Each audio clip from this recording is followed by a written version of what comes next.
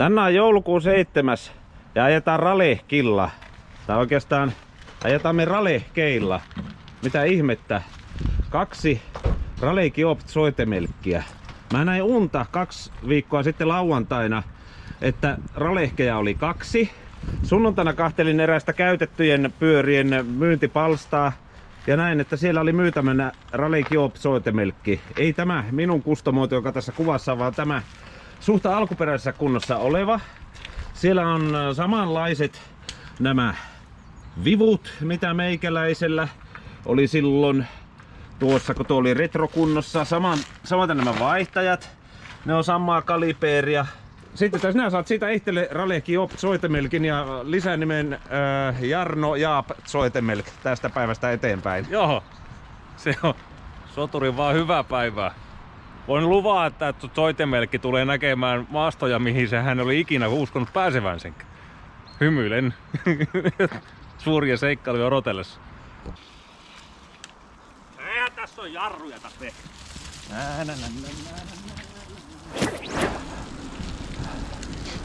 No, mutta onhan tää nyt jo kivaa. Myyjä sanoi, että hyvä lähtökohta projektille. Joo.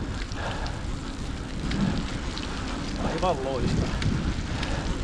Sanoin, että olen itse vaan asiamiehen roolissa tässä, että tämä on lähdössä Kellokoskeen suunnille. Siellä pääsee osaaviin käsiin.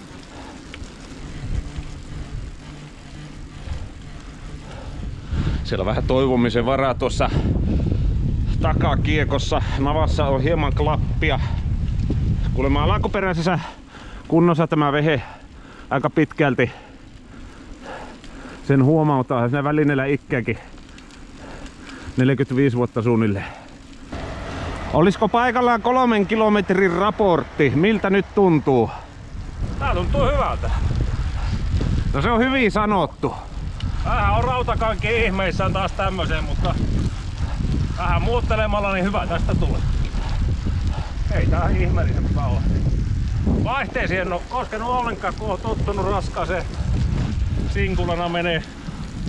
Jarruttuako tunturissa ne on, mutta ei pysähdy. Tää on kotoinen fiilis.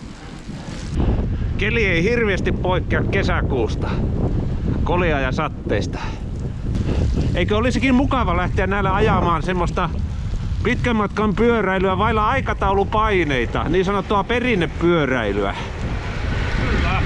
Otamme sen Helsinki-Kangasala Helsinki 400 uusiksi. Mä laitan telttapatjan tonne Räpsänalle Tarakalle ja nukutaan, jos alkaa väsyttää. Näin se on tehtävä, kyllä se vähän jäi kaivelee aika paljon. Meillä oli vääränlaiset pyörät, Raleighit olisi pitänyt olla kummallakin. Sulla oli Orpea ja mulla oli Marriini. Niin uutta kalustoa, niin heti tuli ongelma. Ja tonttuja. Niin. On tultu viettämään taukoa Pukimäen kartanon pihalle. Samalla katsellaan vähän viritelmiä, joita olen itse tehnyt tänne. Vanha tankolaukku. Onko tämä merkitään Bits? Sitä edullista brändiä. Joo, Bitsihän se on. Siihen siis kuuluisi semmonen tankokiinnike. Saa pikakiinnityksellä tuosta kiinni. Mutta koska tässä on räpsällinen tarakka, olen tehnyt viillot sinne pohjaan. Siellä oli semmonen heijastin tai sadesuoja siellä välipohjassa. Leikkasin sen irti, koska sitä mä en tarvi. Ja niistä pitkittäistä viiloista sitten tuo räpsä menee läpi. Pitäen tämän Randonneur-henkisen do it yourself viritelmän paikallaan. Muutenhan tämä on kyllä vähän tämmönen lörpsö, että siinä pitää olla toppauksena vanha tuulitakki, jotta se pysyy suht ryhdikkäänä paikallaan, mutta tuossa nyt on 10 ajettu ennen tätä taukoa ja siinähän se seisoo. Siellä on kahvikuppi, keksejä ja suklaata.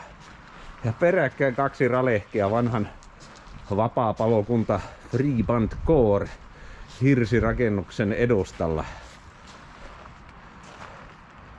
Punamulta maalattu hirsirakennus ja 2 punaista teräsrunkoa. Punaisin takavaloin, kirkkain etulyhdyin. Onhan se komea. 2 tonttua liikenteessä. Sas muuta. Sesongin teemaan sopivasti.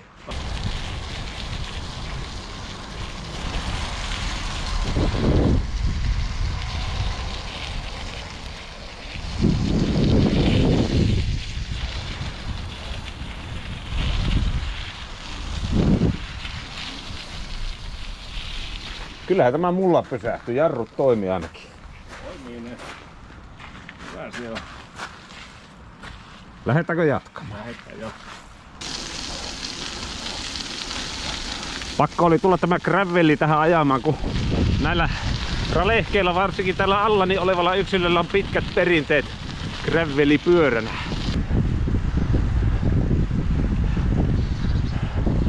16 kilsaa ajettuna. Uusi Joop Zoetemelkki. Se toimii, sen täytyy olla hyvä.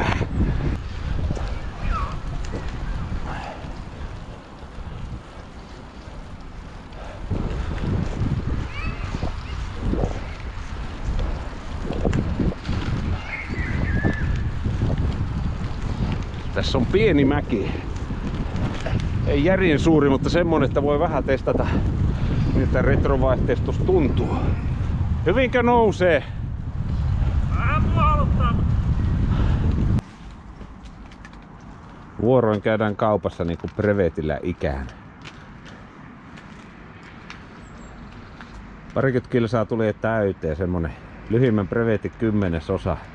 Komeilla pyörillä. Mitä tästä sanoisin?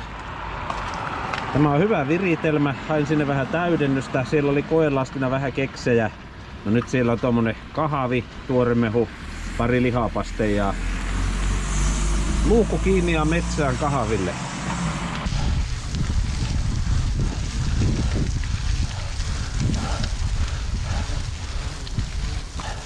Kohta 20 kilsaa täynnä. One bike does it all.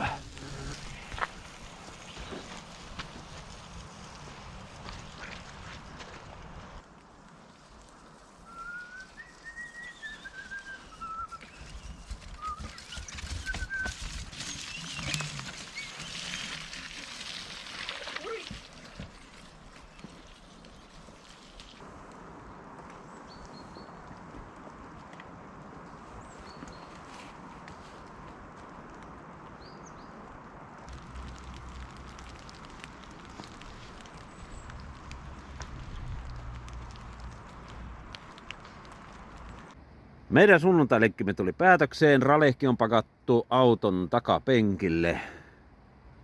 Hyvä ystäväni, tässä vaiheessa on tullut aika kiittää sinua tämän pyöräilyaiheisen videon tekijän kahtomisesta.